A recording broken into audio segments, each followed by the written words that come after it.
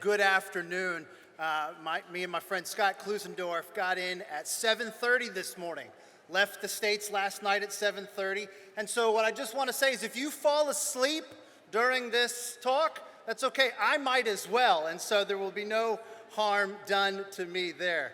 No, it is a delight to be here and partner with you. As I tell my friends back home about coming over here, it is a joy to partner with those of you here in England who are working to see the end of abortion. You are bold and you are kind people, and it is my delight to partner with you in this work. We live in a hostile time, don't we? It's a strange, curious, somewhat dark time.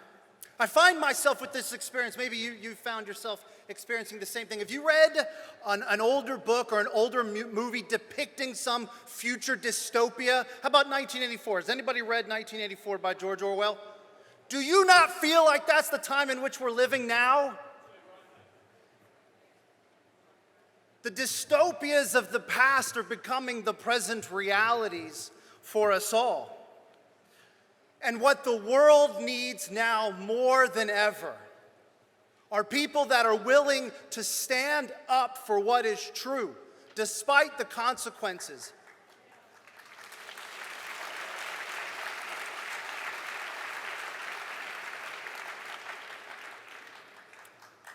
And while they are standing up for truth, they must be winsome ambassadors, able to communicate with reason and respect. And who better than those who rally under the banner of pro-life to be such a people, to stand for what is truth, to articulate their beliefs with reason, and yet to treat people with dignity and respect, even those who don't agree with us. It seems the world has embraced one tactic, and that is to demonize opponents. People are pursuing power rather than good argumentation to persuade, and that must not be us. Those who are pro-life must have words and deeds that are in line with that message. And what is that message? What is the pro-life message? Well, you've heard a good bit of it today, haven't you? Fundamentally, we believe in equality. It's interesting. We live in a time where this is kind of an unprecedented time in history. Is equality an idea of the past? Has history been filled with people groups that believed in the notion of equality? No. So why is it that now more people than not believe in equality? Moreover, what makes us equal? Have you thought about that? I dare say you can find anybody today that doesn't believe in equality. It's going to be virtually impossible to find somebody that openly declares, you know what, I think there are some groups of human beings that are worth less than other groups of human beings. But what is it about us that makes us equal? Look around. Is there anything that is obvious about us that makes us equal? Are we equally rational?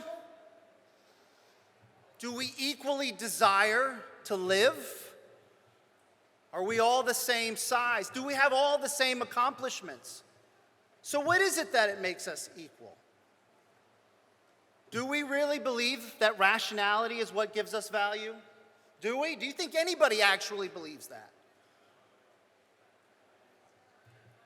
So why is it, though, if we reject rightly that rationality isn't what gives us value, that our accomplishments isn't what gives us equal value, that our desire for life isn't even what gives us value, why is it that we believe that the unborn do not have value simply by virtue of their cognitive development, the fact that they do not have desires, or even the fact that they are dependent upon someone else for their survival? No, I think we live in a world where people rightfully understand that human beings are valuable by virtue of what they are, not what they do. People are valuable because of their nature, not their characteristics. And people must hear this message. And so because we believe in equality, we work to see that the weakest among us are protected and get the right to live and to have the freedom to live. We also believe in science and philosophy, as you've already heard. Science is on our side. From the earliest stages of development, the unborn is a distinct living and whole human being. You've already also seen some of the philosophical reasonings to show why the unborn, though different from us, still possess the same moral worth. You were even taught a syllogism today, those of you that were here earlier. The world needs to hear this message. Sadly, far too few people hear this message. Today may be your first time coming to something like this, and we hope it sparks something in you. Because just catch a vision. What if those of us who rallied today and stood together today, what if tomorrow we took the pro-life message and infused it with reason and respect and took it everywhere? Took it to the coffee shops, took it to the workplace, took it to our families and our churches. What might happen? Though I know you feel pressured to be quiet about this issue, you cannot. We cannot be quiet. And let me tell you this also. Sorry, I used to be a preacher. I'm getting a little riled up here. You can win on this issue. You can win on this issue. I'd mentioned once upon a time I was a pastor, and I decided to preach a message on abortion. I consulted with other church leadership, explained to them what I was going to do. It was going to be a biblically based message rooted in Scripture, but it was also going to highlight the science and the philosophy, that which you have seen here today. And I also was going to show the images, because as you've also heard today, there's a historical precedent for showing graphic images in the attempt to end a hidden injustice. So I had buy-in, and the church said, all right, we're ready for whatever happens. Well, I'm getting ready to preach. I've done my homework. I'm ready to go. And right before I'm about to walk up on stage to preach, one of my friends grabs me in excitement, and she says, "You're never going to believe who's here today." And I said, "Who? What?" She goes, "Remember how I told you I studied abroad in Spain?" And I was like, "Yeah." She said, "Well, while I was over there, I had a really good friend who's an atheist, and he never went to church. But guess who's here with me today?" He said, "I really wanted to see you." And I said, "Well, I go to church on Sundays, and if you want to see me, go to church, and then we can do lunch afterwards." And he said, "All right, fine, whatever." First time he'd ever come to church. So she looks at me, you know what she says to me? "Don't mess this up." It's exactly what you want to hear before speaking. So I thought, well, goodness, maybe I need to change my message. Because I'm sure you've heard that, especially if you're a Christian, that talking about abortion just gets in the way of things like the gospel. And this is something we should just be quiet because it just upsets people, and we need to be peacemakers, so don't talk about controversial topics. Have you heard things like this before within the church? So I'm thinking that maybe I need to change what I'm going to do. But I pray, and I decide, no, I'm going to go ahead and give this message. A pro-life message rooted in Scripture, undergirded with, supported by science, philosophy, and even images. I deliver the message. Guess who's first in line to come see me after? This young Spanish atheist.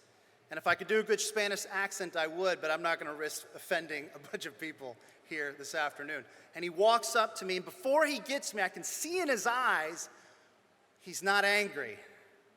And he walks up to me, and guess what? This is what he says. He says, "Mike, I had a culture shock experience this morning. You see, where I come from, nobody talks about abortion. And if they do, they certainly don't talk about it like this.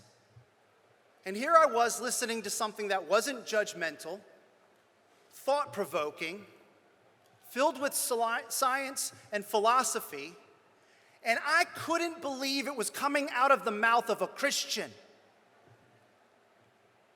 He said, "I'll never be the same." And then he walked away after shaking my hand. Afterwards, my friend talked about what they talked about at lunch, and she said, religion was entirely closed off before, but all we did at lunch was talk about God. And you know why? Because he heard from a Christian something that seemed rational about an important issue that affects all people. And he thought, if Christians have something to say about this, maybe they have something to say about God. You can win on this issue. The world needs to hear the compelling reasons for the pro-life position, and you can do this. Again, just imagine if those of us that gathered here today stood side by side and marched together. What if we then scattered with this message? Could listen, ask questions, hear people's stories, and then persuasively and respectfully lay out what we believe to be true? What might happen? I think we could see mass change. May it be so. May it be what the Lord does through this group here today. The Lord has used much smaller groups in the past. Surely he can use this one.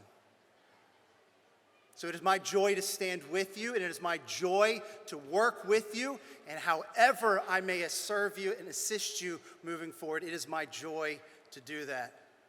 So thank you for your work, and may God be faithful to the small gift that we give to him today, committing ourselves to this work to protect the weakest among us. Thank you.